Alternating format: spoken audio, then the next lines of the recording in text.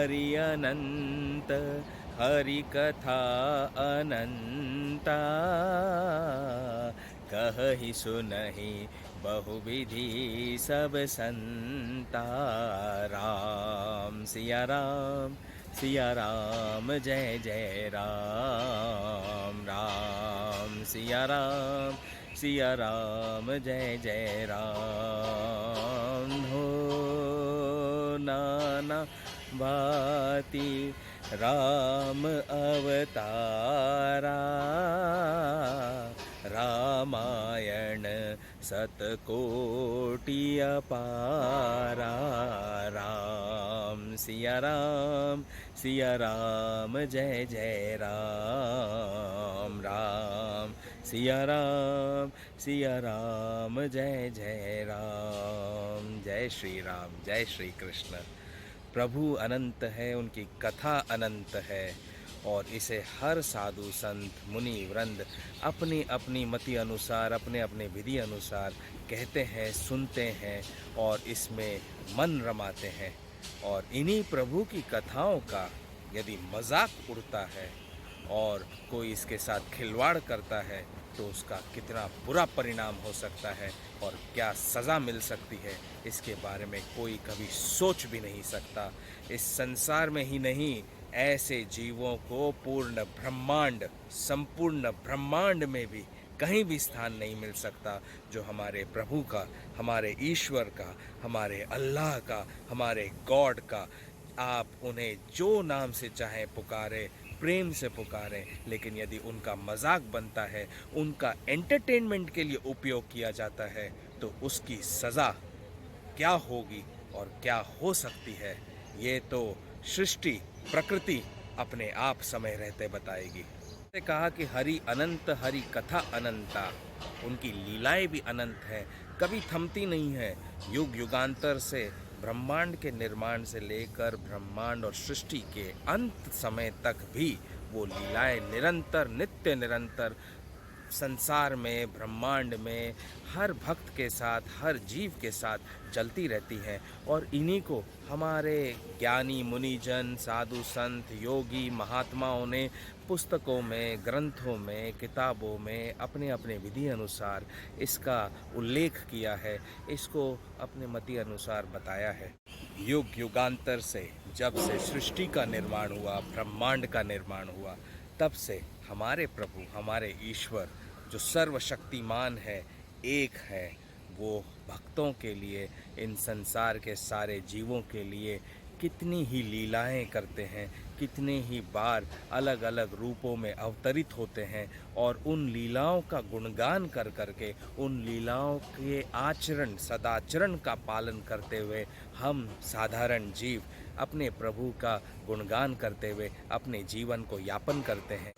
और ऐसी ही युग युगांतर से चली आ रही प्रभु की लीलाएं, जिनका वर्णन हमारे धर्म ग्रंथों में है, जिन्हें हम जानते हैं, पढ़ते हैं, समझते हैं, साधु संतों, योगी मुनियों के मुख से श्री वचन सुनते हैं।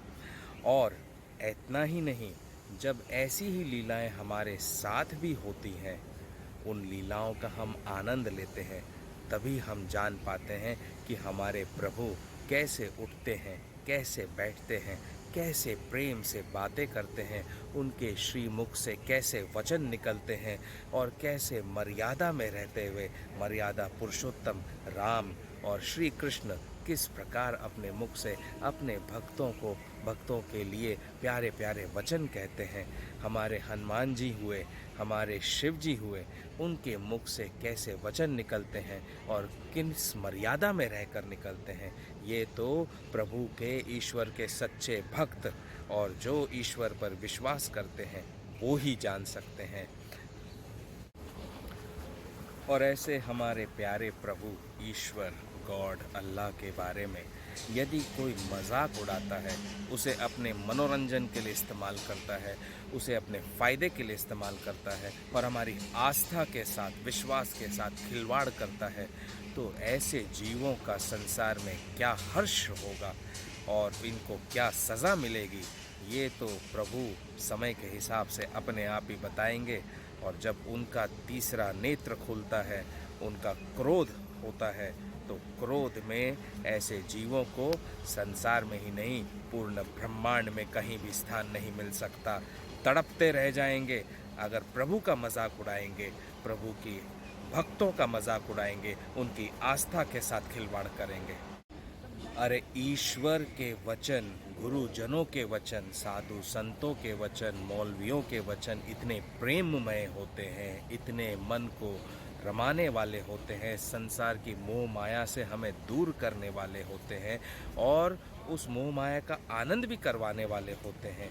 ऐसे वचनों को यदि हम निचले स्तर पर गिरा देंगे और निचले स्तर पर गिराकर हम उसका दर्शाव करेंगे तो पता नहीं आप किस राह पर चलना चाह रहे हैं और किस राह पर जाना चाह रहे हैं। निर्मल मन जन सो मोहि पावा, मोहि कपट छल छिद्र न भावा।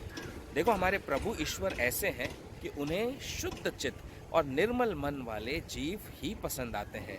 लेकिन इसका अर्थ ये नहीं है कि दुष्ट प्रवृत्ति के जो व्यक्ति होते हैं, जीव होते हैं, जो अधर्म की राह पर चल रहे हैं, जो गलत कृत्य कर रहे हैं, पाप के रास्ते पर चल रहे हैं, उनके साथ प्रभु दयालुता नहीं दिखाते। अरे हमारे प्रभु इतने दयालु हैं कि भगवान श्री कृष्ण ने शिशुपाल जैसे को भी 99 गालियों तक क्षमा किया। अब उसके बाद भी अगर उसे अपनी गलती का एहसास न हुआ तब तो शिरच्छेदन होना बहुत ज़रूरी था और वो हो गया। तो इसलिए मैं आप सब जीवों से यही निवेदन करूंगा कि भाई गलतियां मत करिए। हमारे प्रभु तो पापियों और दुष्टों और अधर्मियों के साथ भी इतने प्रिय वचन कहते हैं कि उनका हृदय पिघल कर वे प्रभु के चरणों में गिर पड़ते हैं। ऐसे प्रभु के वचन निचले स्तर पर तो कभी हो नहीं सकते ना। और इनका पहरावा, इनका चलना, इनका उठना बैठना एक मर्यादा है, एक शान है। वो हमारे ईश्वर हैं, कैसे रहते हैं, हमारी आस्था के साथ में यूँ खिलवाड़ नहीं होना चाहिए। तो अंत में मैं उन जीवों से निवेदन करना चाहूँगा जिनसे भारी भारी गलतियाँ हो गई और शायद आगे भी हो।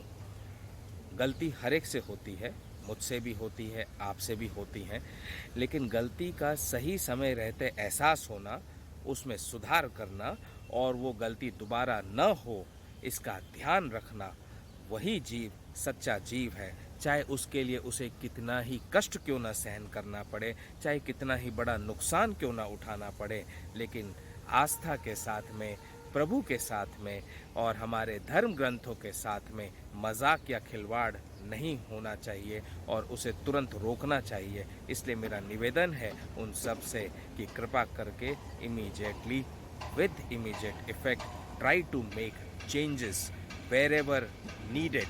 If the changes are possible, if not possible, stop. हम ठहरे तो मनुष्य, जीव, इंसान इतनी आसानी से तो हर बात पर विश्वास नहीं करते जब तक कि ऐसी कुछ लीलाएं प्रभु की हमारे साथ स्वयं नहीं हो जाती।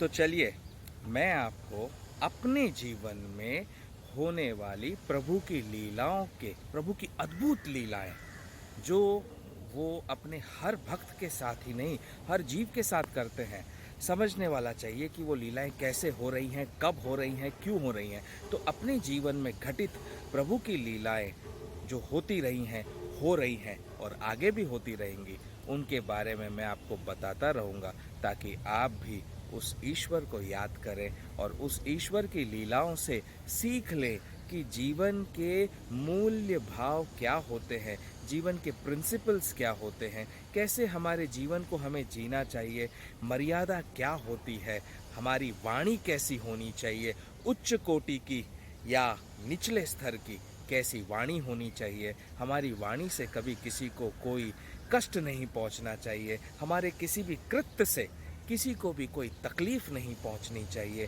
ये सारी चीज़ें आपको मैं बताऊंगा, धीरे धीरे बताऊंगा। आपको उसके लिए मेरे साथ जुड़े रहना होगा, जीवन भर जुड़े रहना होगा, मृत्यु तक जुड़े रहना होगा ताकि हम अपने जीवन को बहुत ही अमूल्य बना सके और ऐसा जीवन जी सके, ऐसे उदाहरण पेश कर सके संसार में कि देखो जियो जीवन तो ऐसे जियो जैसे कि संसार के लिए जिए हो, स्वयं के लिए नहीं।